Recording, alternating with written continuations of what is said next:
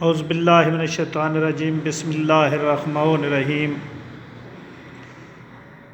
آج ہم آپ کو نماز استخارہ کے بارے میں بتائیں گے۔ نماز استخارہ ذات الرکعہ کیا ہے؟ اس کی کیفیت یہ ہے کہ جب آپ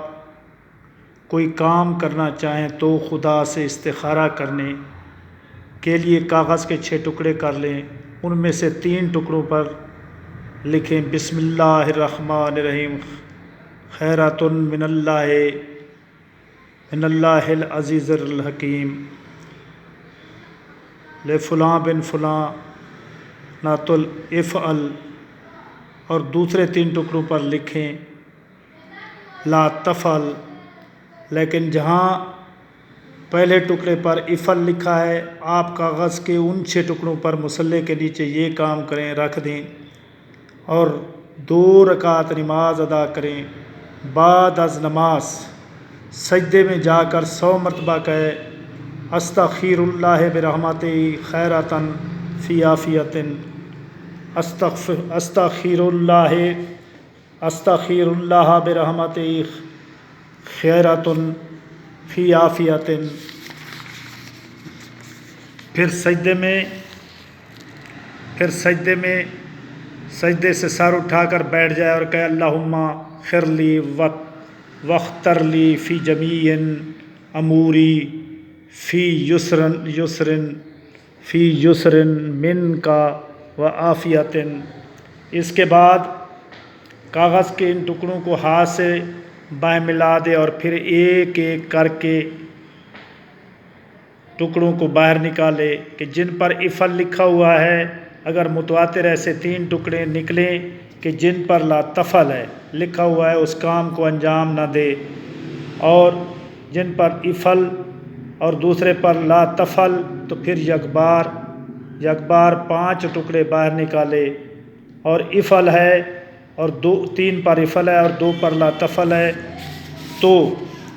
اس کام کو انجام دے، اور اگر برعکس ہو تو انجام نہ دے۔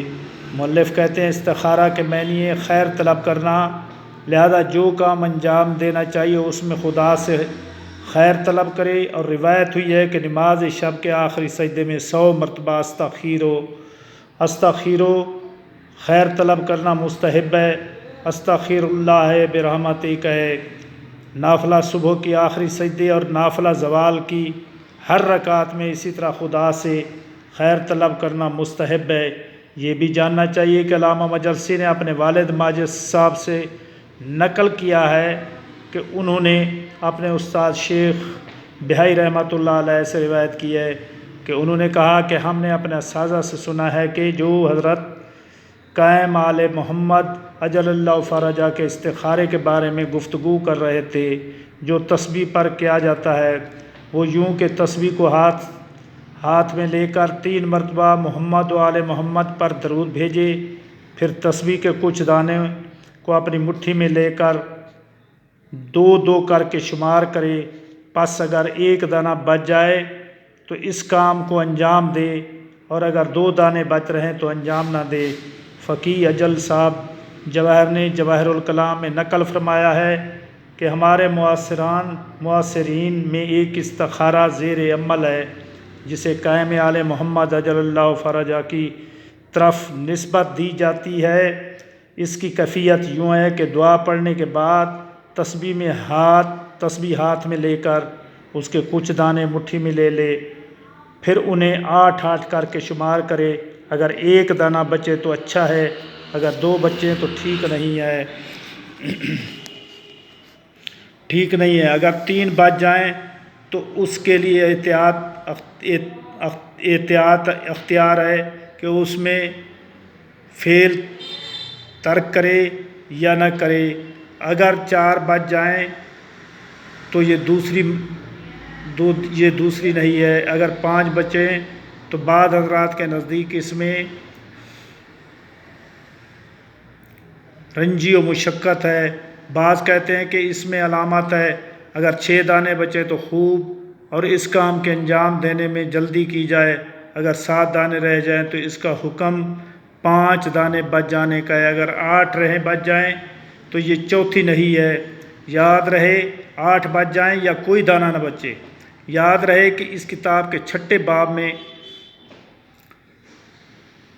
مفاتیح الجنان میں ہم بعض استخاروں کا ذکر کریں گے۔ نیز یہ بھی یاد رہے کہ محدث کاشانی نے تقویم الحسنین میں قرآن مجید سے استخارہ کرنے کے لیے ایام ہفتہ کی ساعتوں کا ذکر کیا ہے، اور اس کے ساتھ ہی فرمایا کہ یہ مشہور طریقے کی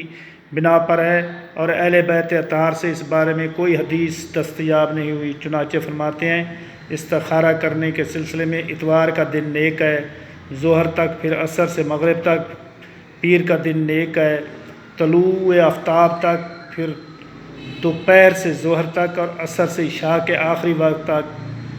منگل کا دن نیک ہے دوپہر سے ظہر تک اور عصر سے عشاء کے آخر تک، بدھ کا دن نیک ہے ظہر تک اور عصر سے عشاء کے آخر تک، جمعرات کا دن نیک ہے طلوع آفتاب تک اور ظہر سے عشاء کے آخر تک،